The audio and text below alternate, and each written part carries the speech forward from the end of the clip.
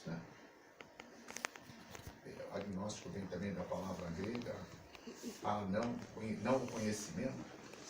Então, se Deus existe ou se Deus não existe, não se pode provar, então não adora-se nada, né?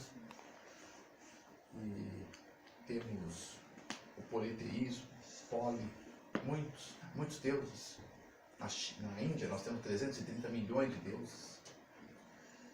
Mas dentro de todo esse panorama nós temos um grupo de pessoas que dizem que Jesus é um mentiroso, que ele não é quem ele é, ou quem ele era, né?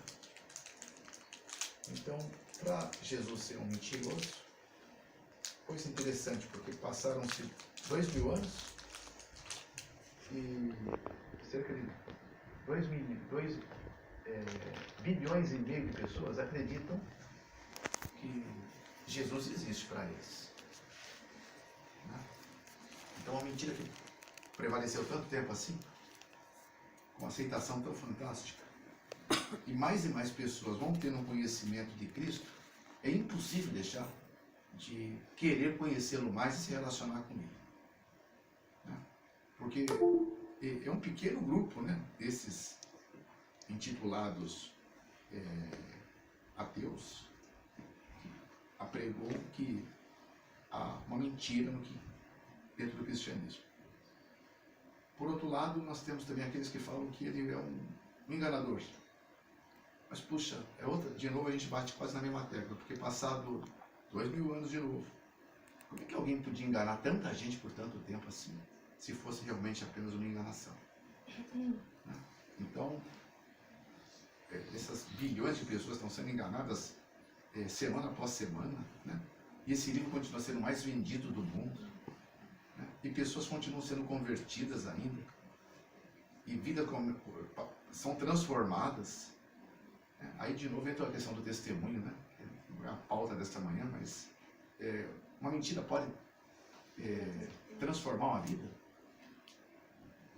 Algo que engana alguém pode também transformar algo, tudo do pior para o melhor, né? Da água para o vinho, né? Então, e a terceira possibilidade é dele ser o que ele diz que é, Deus, né? Filho de Deus. Agora, dentro desse panorama, nós também temos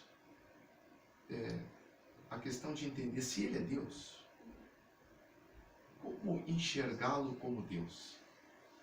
Porque as culturas desse mundo, até dentro, ela entra dentro do cristianismo e acaba contaminando o cristianismo.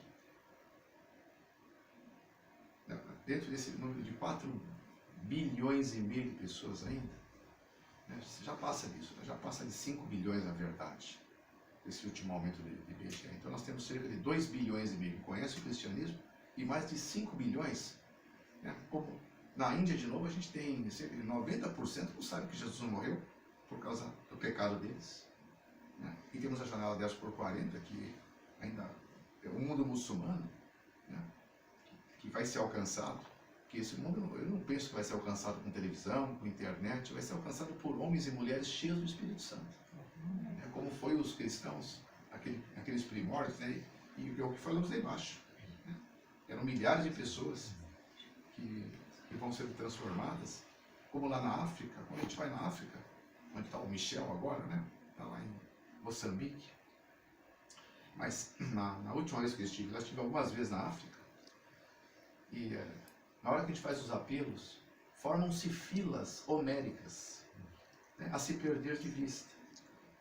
E são filas, não é filas simplesmente para aceitar alguma coisa qualquer, mas para aceitar uma entrega total, né? A palavra de Deus que foi pregada tocou o coração daqueles homens, e eles fazem as filas e querem ser batizados.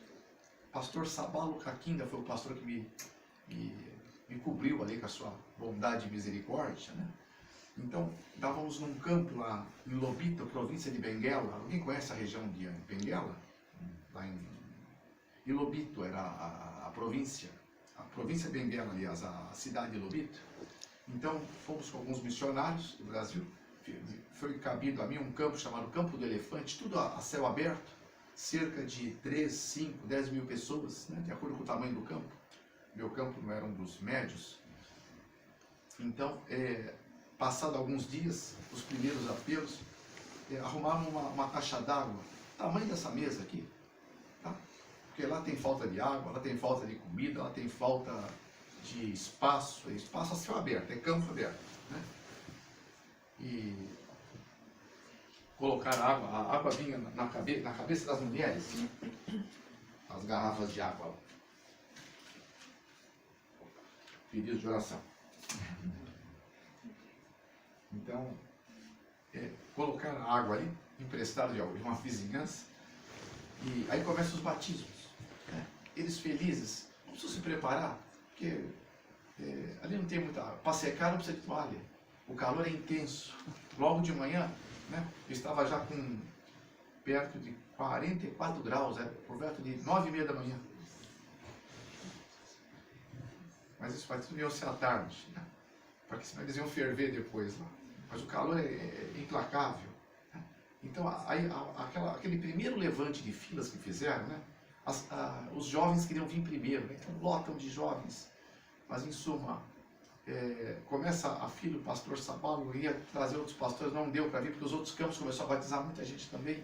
Faltou pastores, o senhor precisava estar indo lá. Próxima vez.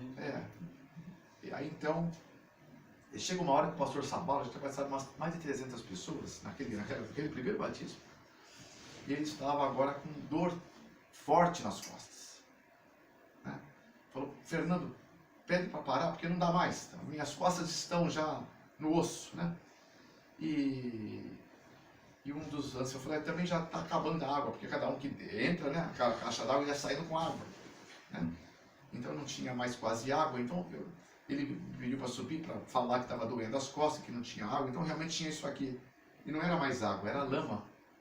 Porque eles são descalços ali, eles pisam na terra, né? Mas tinha um grupo de pessoas ainda que falou que não iam sair de lá sem ser batizadas, né? Então, aí eu estava explicando, mas só tem um pouco de lama, não tem problema, né? A gente vai batizar na lama, a gente quer ser batizado hoje aqui.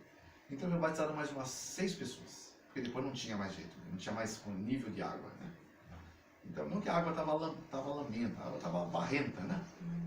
Mas as pessoas foram batizadas.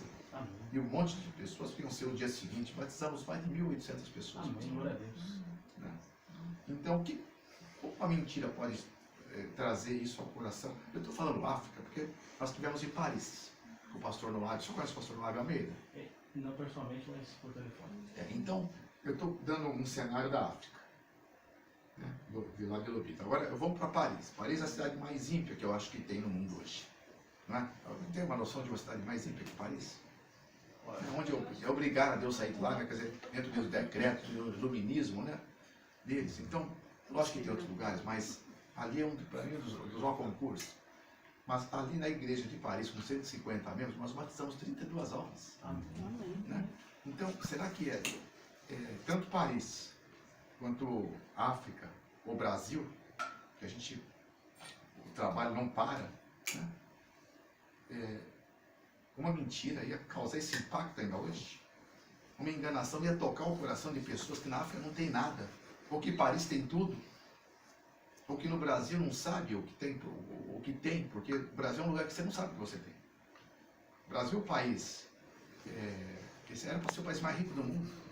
O que temos de reserva debaixo daquele solo, né? Nós temos ali um lugar onde não tem tufão, furacão, não cai neve, né? Não temos guerras, não temos aclives políticos, né? Nós temos de norte a sul terras plantáveis. Agora até na Caatinga, né, com os novos métodos, você joga água, nasce tudo.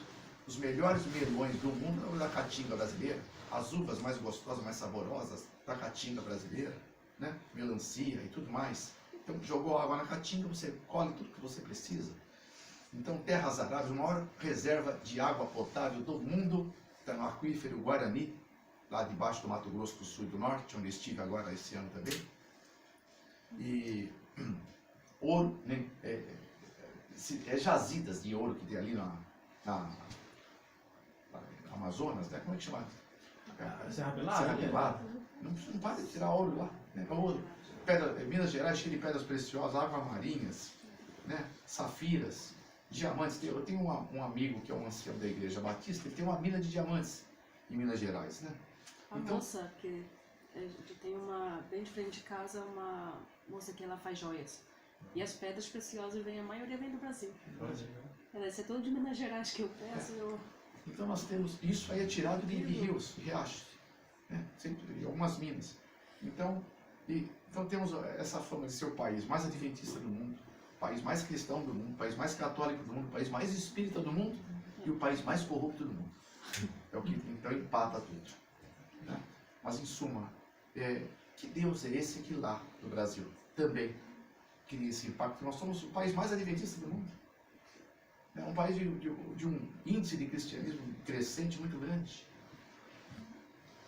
E o comunismo está querendo também tentar ser um grande crescimento, né? Mas isso nós vamos ter que, infelizmente, vamos ter que barrar isso. Porque o cristianismo, o comunismo, né, a gente sabe que ele é anticristão, né? Ele apregou o ateísmo, ele apregou toda essa desconstrução de família. Ele não funciona em nenhum lugar do mundo, não vai funcionar no Brasil.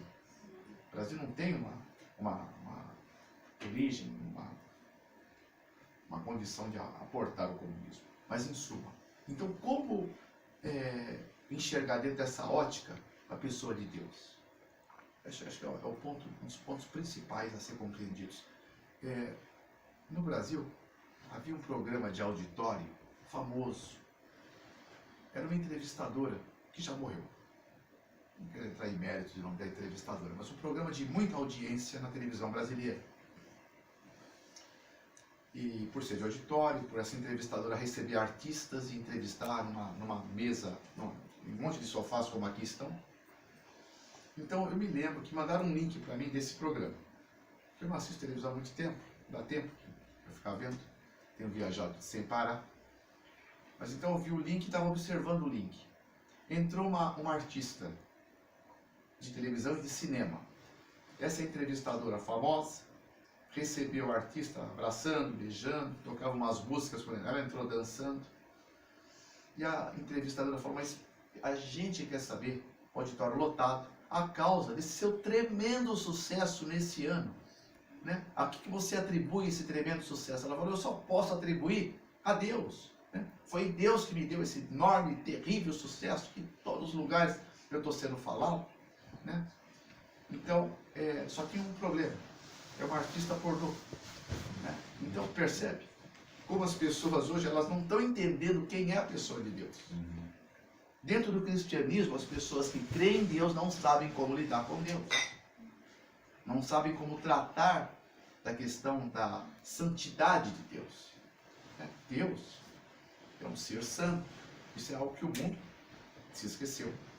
E se você ama algo que é santo, você deve odiar aquilo que não é santo. Não é? Então,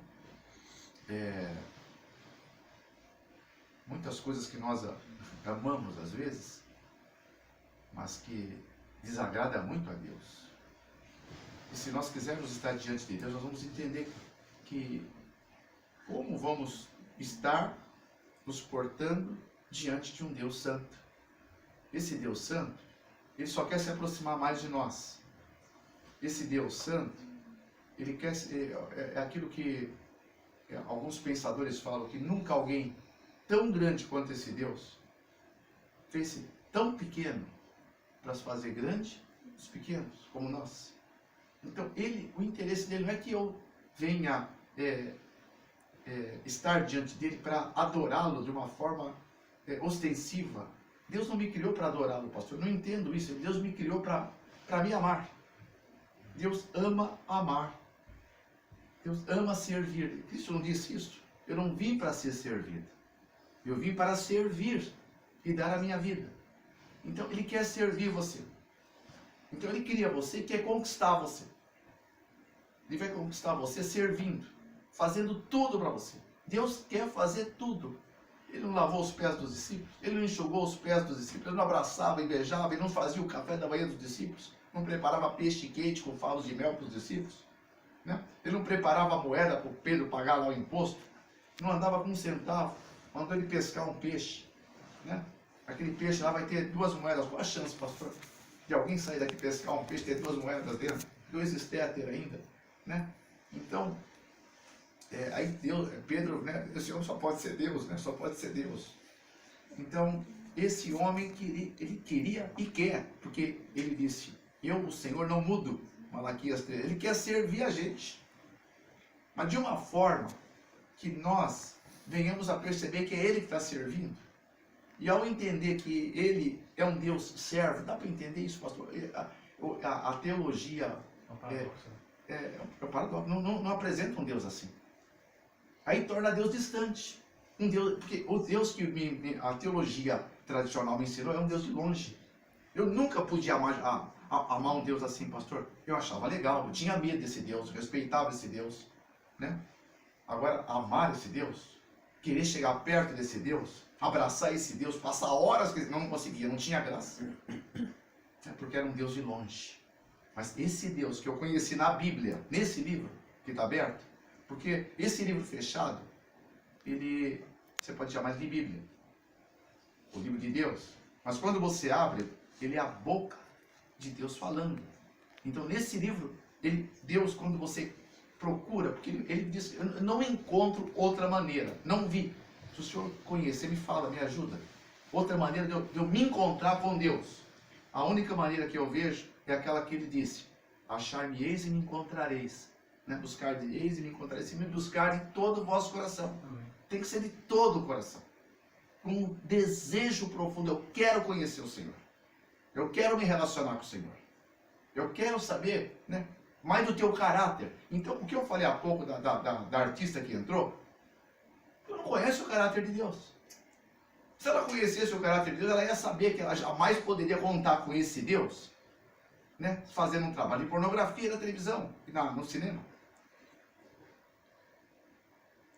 Mas, em suma, esse Deus, então, ao servir você, se você deixar, porque nós não deixamos. Porque isso é algo luciferiano, não deixar Deus servir a gente. Porque se deixarmos Deus servir, é impossível você não amá-lo. Então adorar, pastor, é uma coisa terciária. Como que eu vou adorar quem eu não amo? Acha que é possível? Eu não acho que é possível. Eu não encontro respaldo para me adorar algo que eu não amo. O que é adorar? Sabe aquela expressão muito no Brasil que se usa? Né? Adoro chupar sorvete. Adoro comer doce. Né? Adoro estar com um ciclano, estar com meu pai, com a minha mãe. Adorar é você querer passar o seu melhor tempo com quem você ama muito. Isso é adorar. É gastar tempo juntos, isso é adoração. Então Deus me criou, não, né, para mim começar adorando a Ele.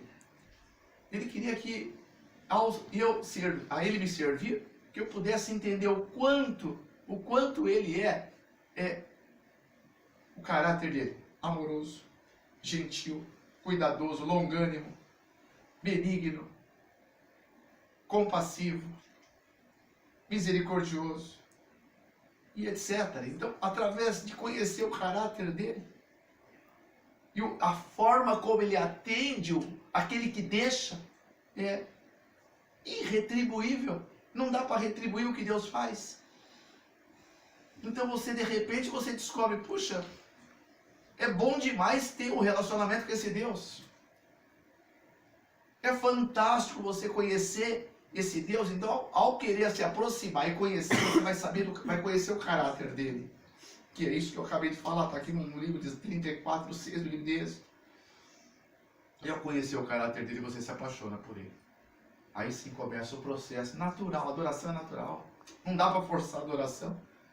Não dá para imaginar Deus, um Deus tirano, um Deus déspota, que, né, um pachá que senta no trono, agora vocês me adorem.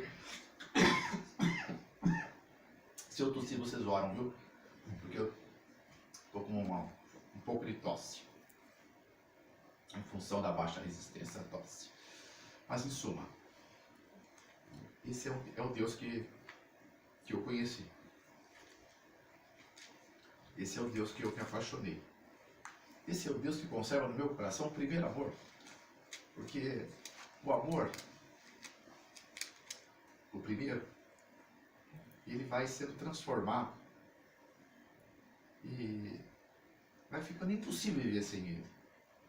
Então, quando for impossível viver sem Deus, então aí você está adorando a Deus em espírito e em verdade. Mas é extraordinário o seguinte, não há limite para isso. Porque o caráter de Deus é eterno. Quanto mais você se aproxima, mais você descobre coisas extraordinárias de Deus. E você quer mais. Quanto mais você quiser, de novo, só tem que ser de todo o coração. Buscar-me-eis e me achareis, se buscarei todo o coração. Então eu vou fazer uma pausa. Vou fazer um apelo. Você precisa pedir. Senhor, me ensina a buscar de todo o coração. Pastor, como um teólogo, dá para explicar como buscar Deus de todo o coração? Em teologicamente falando. Eu não tenho essas palavras, Paulo. Eu não tenho. Então por isso que eu tenho que parar e falar, pede para Deus. Não tem uma forma. Seria uma forma, como é que você vai aprender a amar o seu próximo? Não tem forma. Como é que você vai aprender a andar de bicicleta? Também não tem um livro, né? Para andar de bicicleta, começa a fazer isso. Você vai ter que começar. Então, a melhor forma de começar é pedindo. Pede e dar-se ilusão. Eu não consigo ver um Deus que se eu pedir, Senhor, eu quero aprender a te buscar de todo o coração, que Deus vai falar, não vou te dar esse regalo. Então, como eu não preciso mover os lábios para falar com Deus, diga a você, pode pedir. Né? Eu quero. E o Laura? Não sei qual é que a Laura está entendendo, mas eu quero. Aprender a buscá-lo de todo o coração. Eu falo isso porque eu quero também. E eu estou pedindo para Deus. Porque eu acho que eu não sei 1/1000 de 1% do que é buscar o Senhor de todo o coração.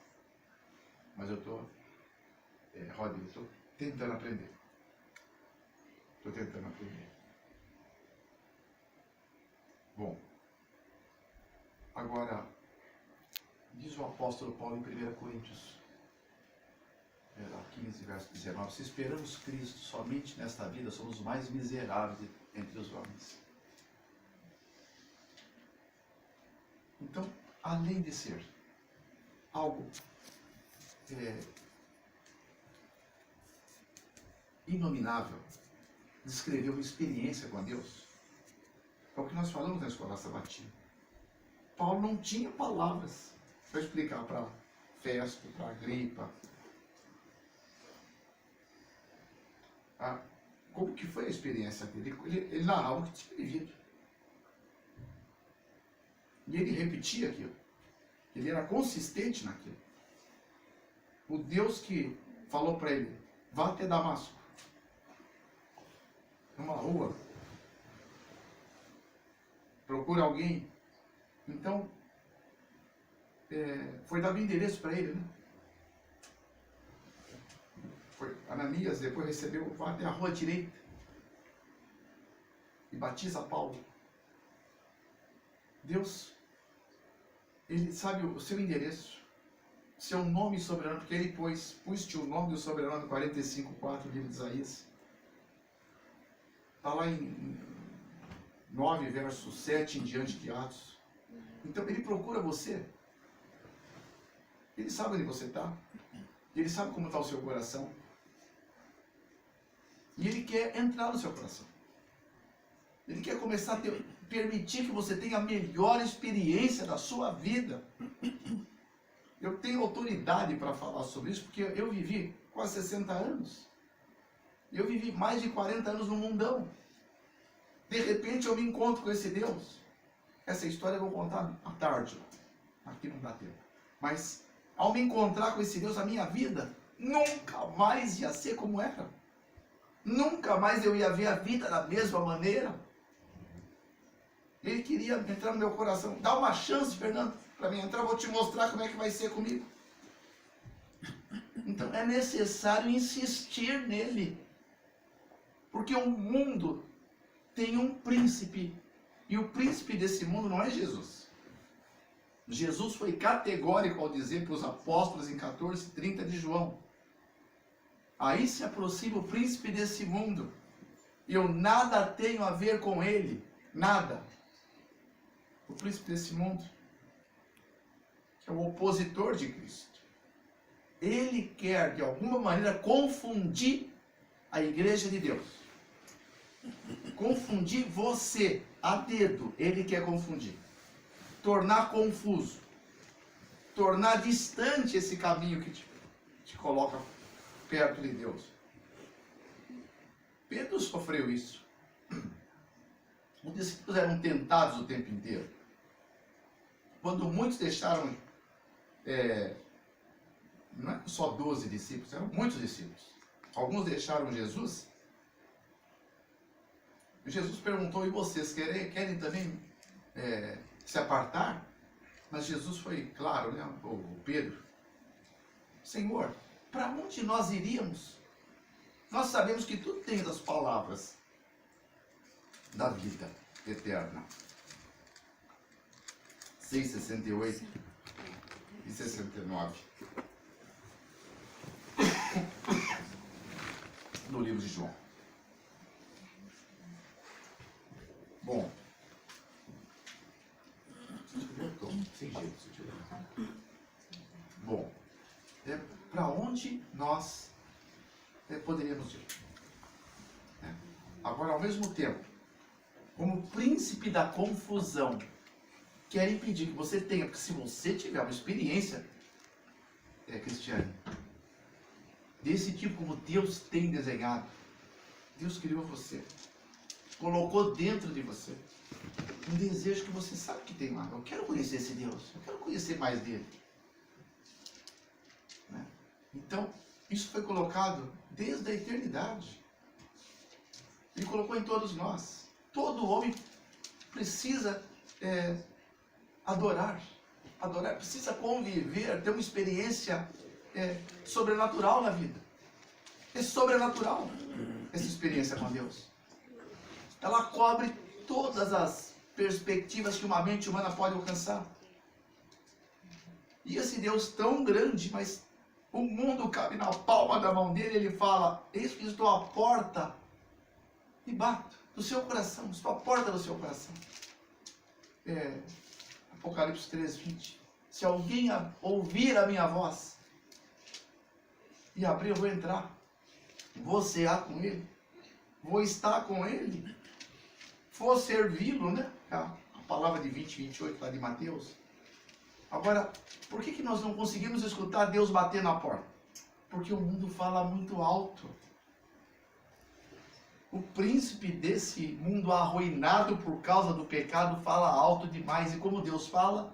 8:26 de Romanos. Gemidos inexprimíveis.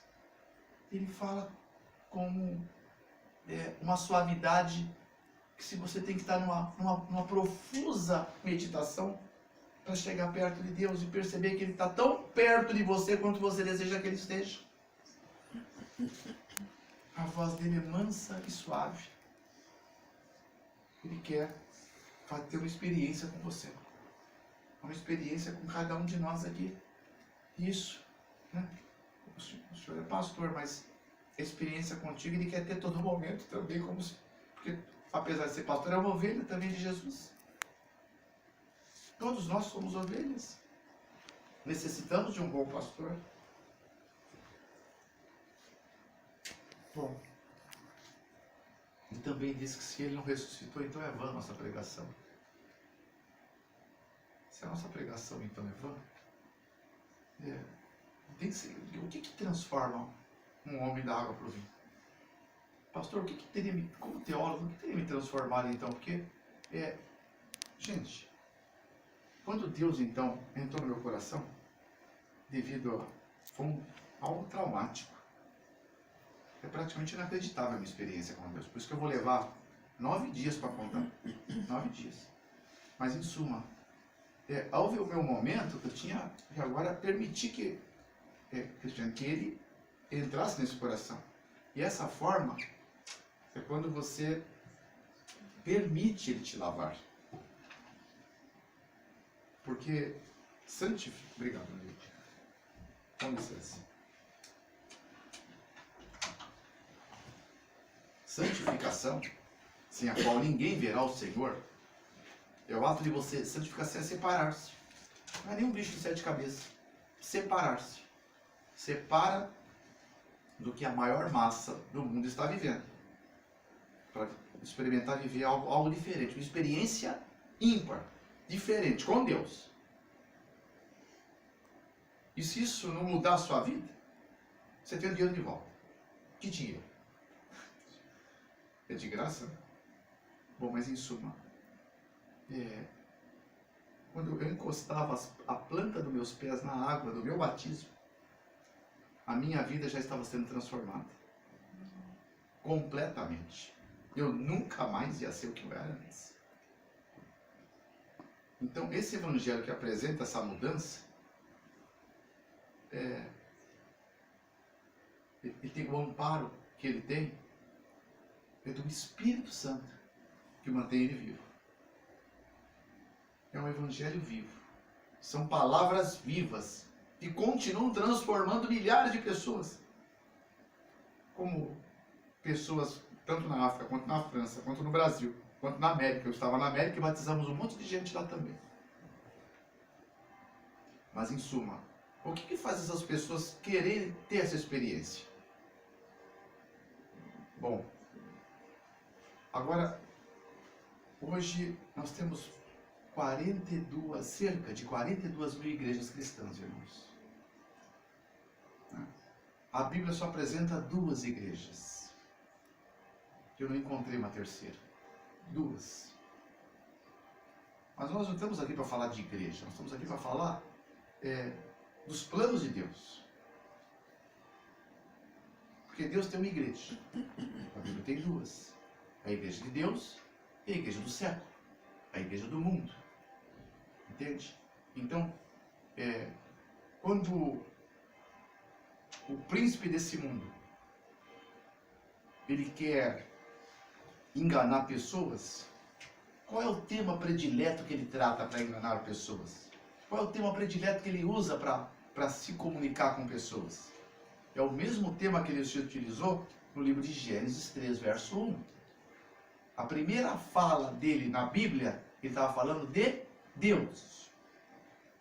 O príncipe desse mundo fala de Deus. Ele gosta de falar de Deus. Gosta de encher a boca e falar o nome de Jesus. Você pode encher a boca e falar o nome de Jesus e pode encher o coração e falar o nome de Jesus. O coração, quando você fala o nome de Jesus, é diferente. Quando alguém ama você, até o jeito de falar o teu nome é diferente, não é verdade?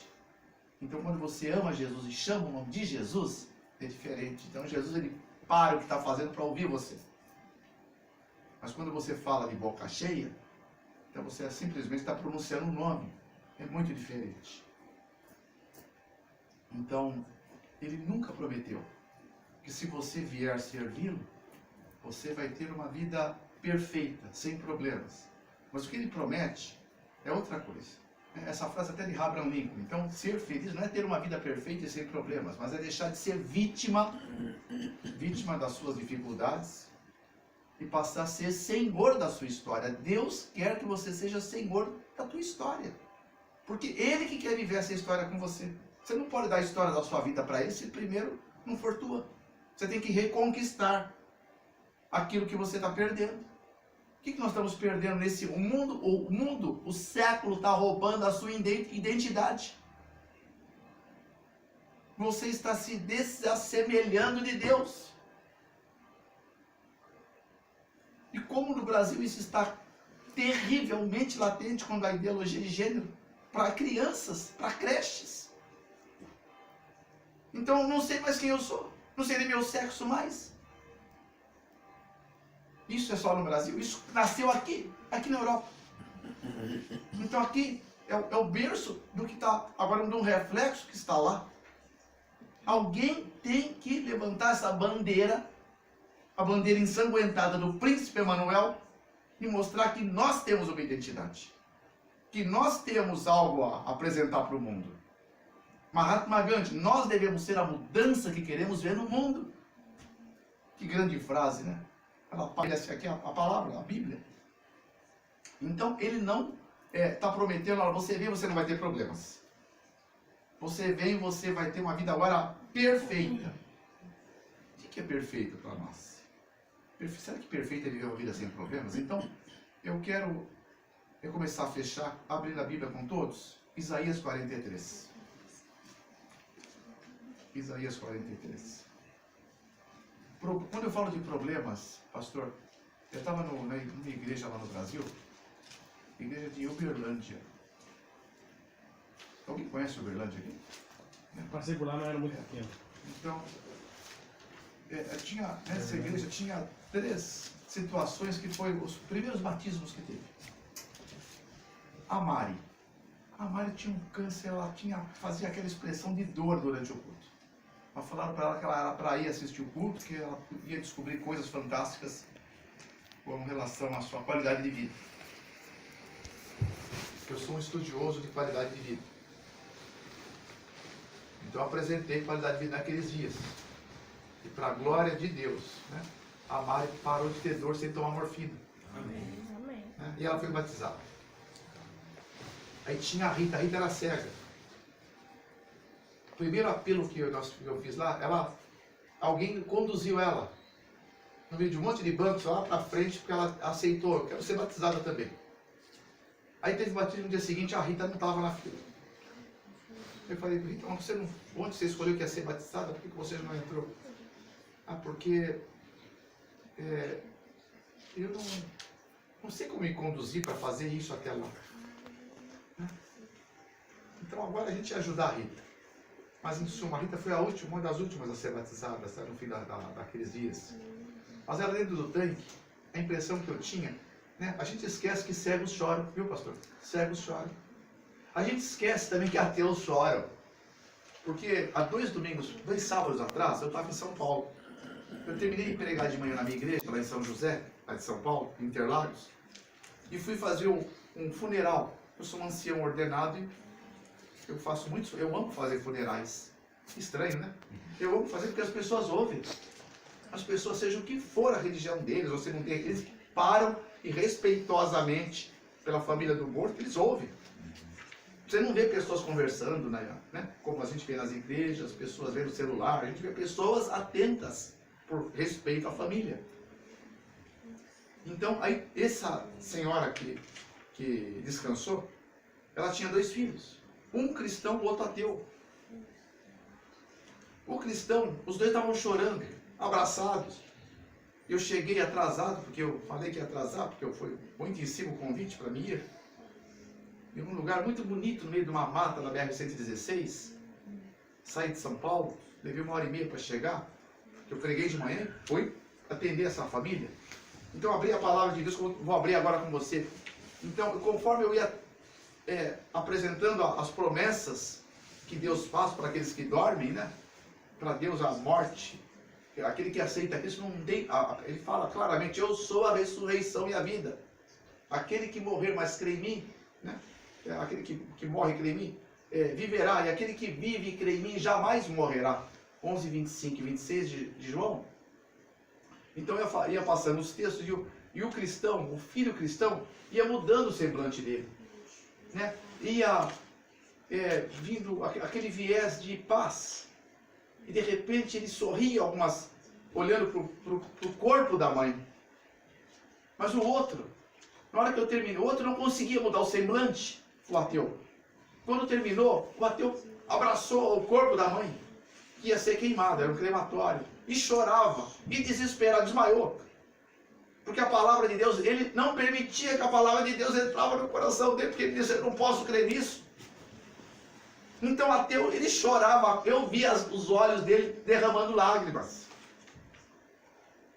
Um estava dizendo para a mãe, tchau mãe, até amanhã da ressurreição. O outro, adeus, nunca mais eu vou te ver. Nunca mais. Então, aqui no verso 2.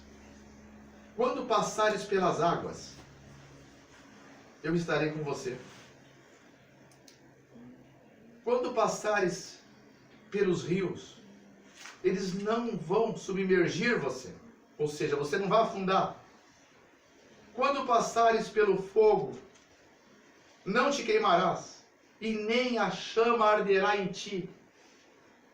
Deus está falando que cristão pode entrar em zonas de fogueira, pode experimentar provas de fogo, mas Ele está garantindo, não vai te queimar. O fogo não vai arder em você. Como dizia o apóstolo, né? Ele fala, minha graça te basta. 12:9 de 2 Coríntios. Ele está dizendo na linguagem de hoje, eu estou com você, isso é tudo o que você precisa. Verso 10. Você ou vocês, eu gosto aqui no singular, você será minha testemunha, diz o Senhor, a quem escolhi. Escolhi? Também dissemos lá embaixo para a Natasha. A dedo. Deus escolhe a dedo. Cada um de nós aqui. Porque não é eu que estou dizendo isso, é Deus que disse. Não foram vocês que me escolheram a mim, eu escolhi vocês. E nomeei. Pus o nome de novo, pus o sobrenome. E nomeei no céu para uma função. E você pode fazer tudo o que tiver na sua cabeça. Tudo. Mas você só vai ser feliz de verdade se você realizar o plano original de Deus. Ele nomeou você para fazer. Então você deve, de novo, eu faço outra pausa. Fala, Senhor, o que o Senhor quer que eu faça? Oração do apóstolo Paulo, Atos 9:6. O que o Senhor quer que eu faça? Qual é o teu plano para a minha vida? Pergunta para Ele. E eu te perguntarei, tu me responderás. Jó 42, verso 4. Pergunte a mim, invoca-me, eu te responderei. Jeremias 33, 3. Mas pergunta, não fica hesitando entre dois pensamentos, pelo amor de Deus, que você vai perder. O mundo, a tendência dele é fazer você balançar, fazer você adiar aquilo que você não deveria adiar. Todos nós, infelizmente, provado na Universidade de Colorado, eu fiz, quando eu vou para esses lugares, e já fui antes também, eu paro para fazer alguns estudos. Estive em Harvard, estive na Universidade de Oxford, tanto da Inglaterra quanto lá de Boston, a Universidade de Boston, de Cambridge. Em cada lugar eu fui estudar alguns temas que eu achei importantes. Mas em Colorado, ali, na laboratório de neurociência, foi já apresentado como tese corroborada em Harvard, que nós, infelizmente, temos uma anomalia gênica. O meu gene, o teu gene, toda a raça humana existe uma anomalia. Um processo de mutação que leva todos nós, involuntariamente, à procrastinação. Então, nós somos seres procrastinadores. Nós adiamos coisas que são inadiáveis para prejuízo nosso, prejuízo da sua felicidade, prejuízo da sua alegria, das suas realizações. É uma desinteligência, é um fator emburrecedor do cérebro. Ou seja, simplesmente reduzindo em uma palavra só, autossabotagem. Nós estamos nos autossabotando. Não dá para adiar o que tem que ser feito hoje.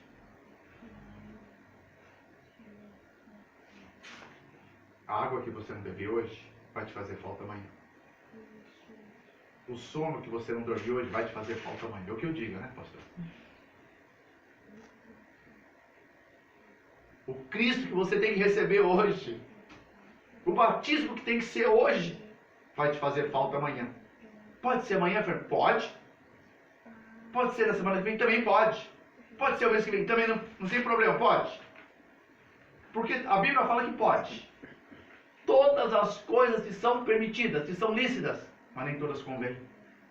Todas as coisas são permitidas, mas nem todas edificam, pelo amor de Deus, não edifica. 10:23 do livro de 1 Coríntios. Aquele que não edifica tem que ser separado. Ou então eu vou ser vítima de mim mesmo. Então não tema o fogo. Não tema a profundidade das águas. Entenda que você foi chamado para ser uma testemunha. Uma testemunha que a lição hoje, ela explicou para nós. O que Paulo veio fazer aqui. O que Paulo veio fazer? Exatamente o que você veio fazer também. Sobre quem que você vai ser posto, eu não sei. Se vai ser rei, se vai ser governador, se vai ser tribos na África. Nós temos tribos na África, pastor, que a gente vai ter um objetivo para chegar lá. É uma região em Angola, mas não é em Angola. Fica nos extremos fronteiriços. São tribos que eles, algumas nunca viram um homem branco, ainda existe isso lá. Eles não sabem falar, pastor. Eles se comunicam por ruídos. Eu vou tentar imitar aqui, conforme eu vi. Assim que eles falam. Então eu vou lá com a Bíblia, com a palavra de Deus. O Espírito Santo vai ser o elo. E vou falar o que eles nunca ouviram na vida. Porque não vai ter um tradutor, pastor. Eu penso. Só a palavra de Deus pode entrar aqui. Se tiver um coração sincero, vai entrar. Quantas pessoas aprenderam a se alfabetizar com a Bíblia? Aí eu vou ter que dar o dom de línguas. E a igreja tem essa. É a única igreja que tem o dom de línguas verdadeiro. A igreja invisível. A igreja que quer pregar o evangelho através da sua vida. A melhor forma de pregar o evangelho não é com palavras. Com a Bíblia. Quando os atos falam, as palavras não são nada.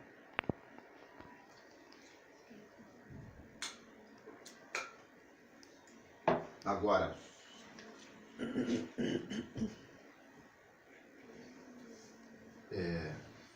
verso 7. A todos que são chamados pelo meu nome, eu os criei, para a minha glória.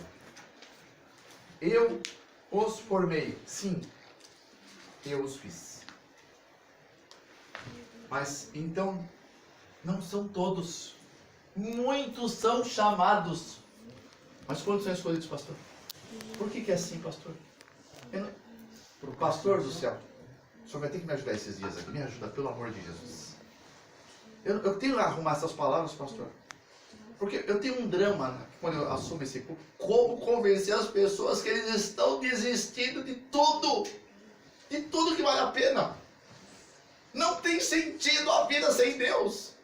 Não tem sentido viver sem conhecer, sem dar uma chance para Jesus na sua vida. Não tem. Eu vivi 40 anos uma vida sem sentido, fútil, um milionário, mas nada eu tinha, aquilo que o senhor falou. Conheci pessoas tão pobres, mas tão pobres que a única coisa que elas tinham era dinheiro. Eu era um desses miseráveis.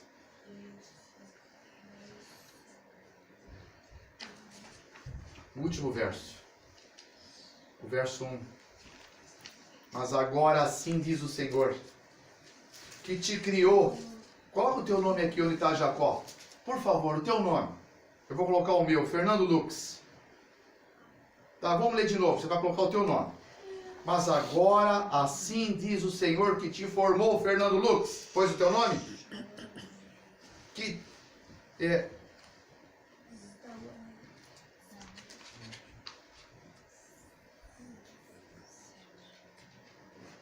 Não temas, porque eu remi você. Eu chamei você pelo teu nome. Sim, tu és meu Deus.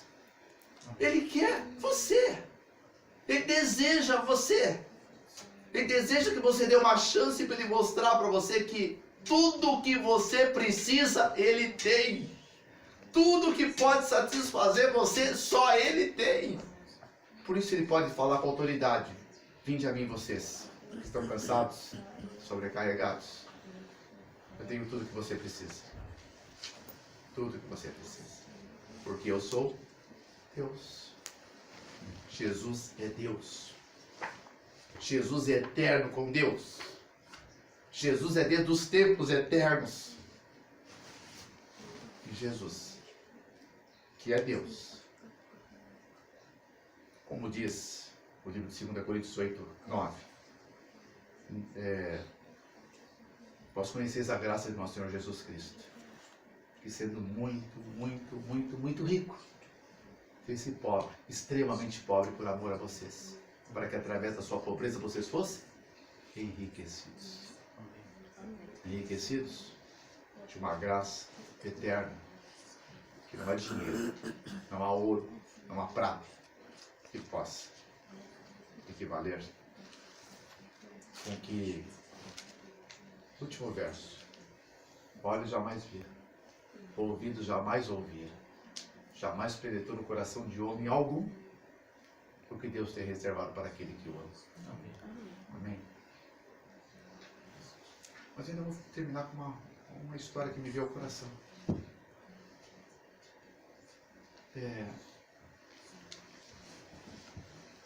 Senhora Maria Amélia, casal de Arthur Alvim, em São Paulo, Zona Leste, teve um AVC, 68 aninhos, casada com o seu Oswaldo, 72 aninhos, 51 de casados, felizes para sempre, cabelos branquinhos. Eu acho lindo demais ver um casal, né, com cabelos brancos, namorando, se beijando, andando de mão dada, abraçados numa praça. É uma lição de vida, isso para mim é a maior pregação que eu posso ver.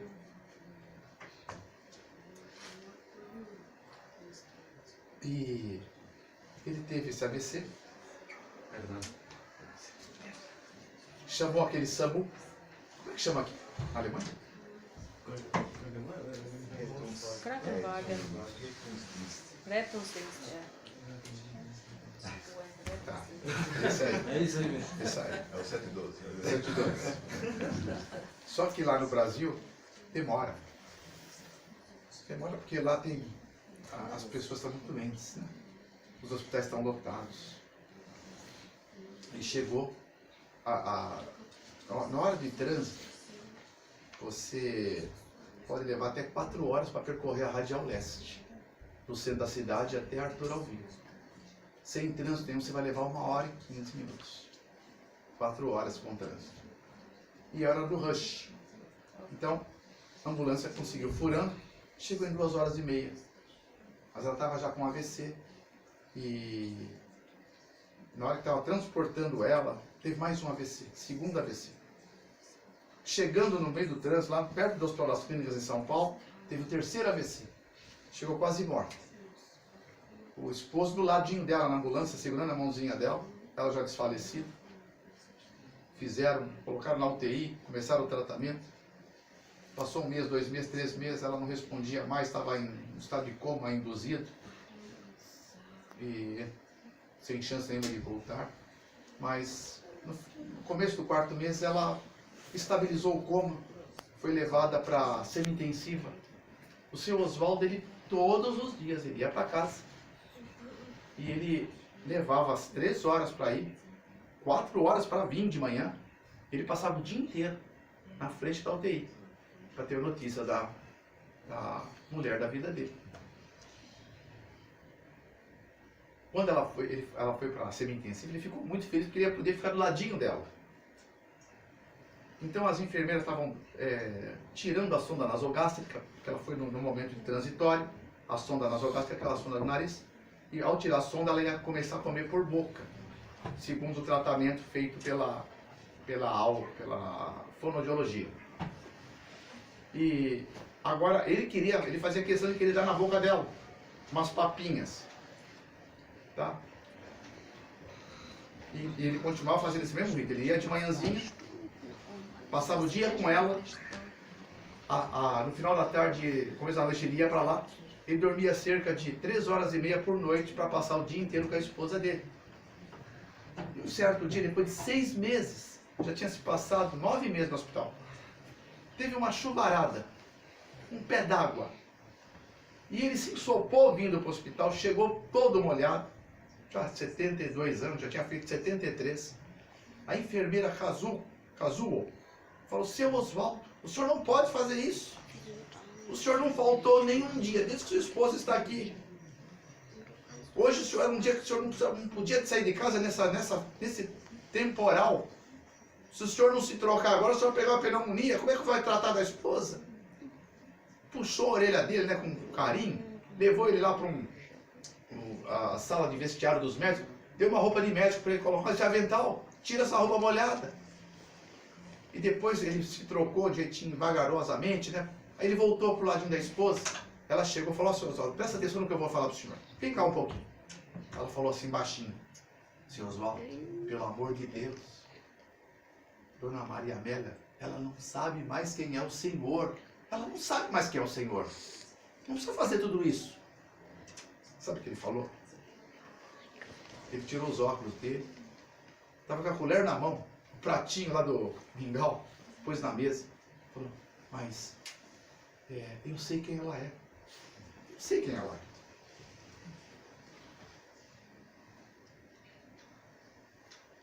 Então, irmãos, primeiro, Deus sabe quem você é. Lá nos recônditos do seu coração. Agora talvez você e eu não saibamos bem quem é Deus. Quando tiver dúvida é porque você não sabe quem é Deus. Então para isso também tem um remédio. Fala: Senhor, se revela na minha vida. Se eu tiver que fazer só um pedido, eu quero fazer esse pedido para você. Se revela na minha vida. Amém, Cristiano? Amém? Amém, irmã? Efraim? Né? Se revela. Eu tenho pedido isso todo dia para ele. Sabe o que ele falou hoje para mim? Vou me revelar hoje às 16 horas lá na igreja da colônia. Tomara que ele faça. Eu quero ir lá para ver. Eu quero... Posso orar já? Vamos cantar ainda ou não? Vamos só oração. A oração já está feita. Olha, só uma coisa. No final da oração, nós vamos terminar com uma estrofe de um hino. Com os olhos fechados aí, pode ser assim? Isso vai ser importante para a gente. Tá? Antes de orar, eu quero te dar 3 segundos. Nós já vamos entrar em oração. Nós vamos fechar os olhos. 4 segundos para você. Para você dar uma... espero que vocês que entendem mais do espanhol possam ter entendido. Fala: Senhor, se revela para mim. Quer falar em espanhol para elas, pastor? Se revela para mim? Eu revelo assim. Amigo, você pedir a Deus para que se revele a ti. Aquilo que se revela. Vamos entrar nos 4 segundos.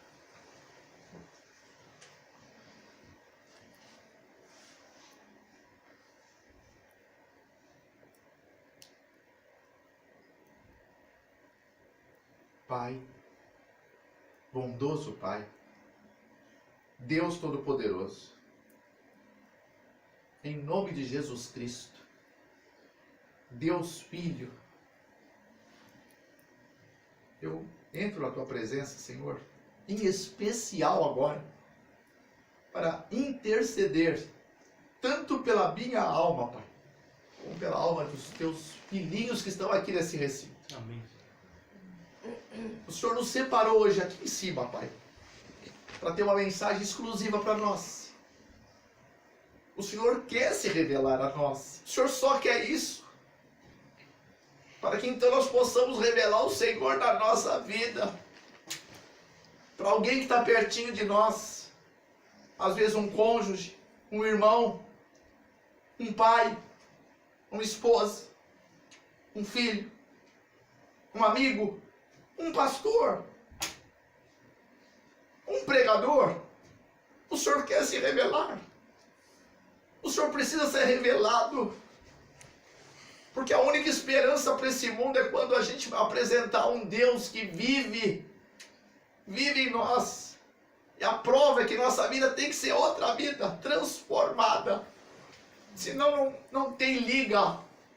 Senão não tem poder para convencer que esse Deus vive. Cristianismo de boca para fora é uma coisa vomitável. O Senhor quer um relacionamento. O Senhor quer mostrar que a melhor situação desse mundo é nós vivermos mais perto possível de um Deus chamado Jesus. Pai, em nome dele, revela-se. Revela-se nas próximas horas, nas próximas situações, na minha e na vida de cada um de nós que está respirando aqui agora, que o coração está batendo, que o cérebro está pensando, que os músculos vão se contrair para que nós andemos e vamos em direção aos nossos lares.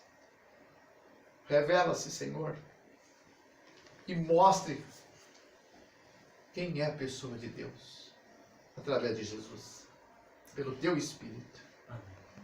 Agradeço por essa manhã, Senhor, por essas palavras, pelas experiências que o Senhor tem com a gente. Te agradeço por essa igreja, Senhor, que está aqui nascendo desse grupo, Pai. Louvado seja o nome do Senhor, pelos cuidados do Gilson, do William, da Vanessa, do Wallace, a família querida que aqui se junta para fazer um serviço ao Senhor, pelos cuidados do pastor Pedro, pelos amados que aqui assistem esses sábados, marcando um encontro com o Senhor.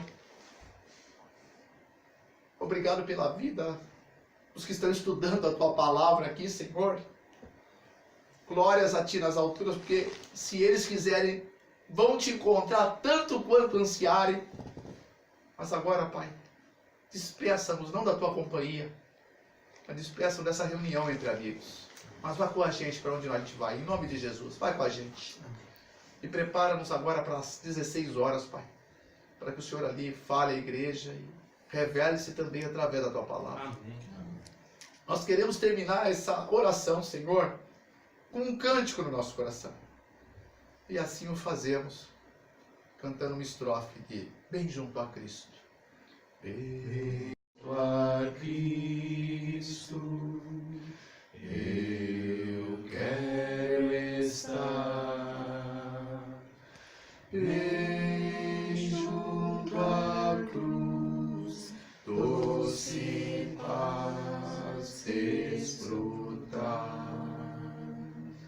Sim, ao Teu peito eu busco a paz, pois Teu amor divina satisfaz,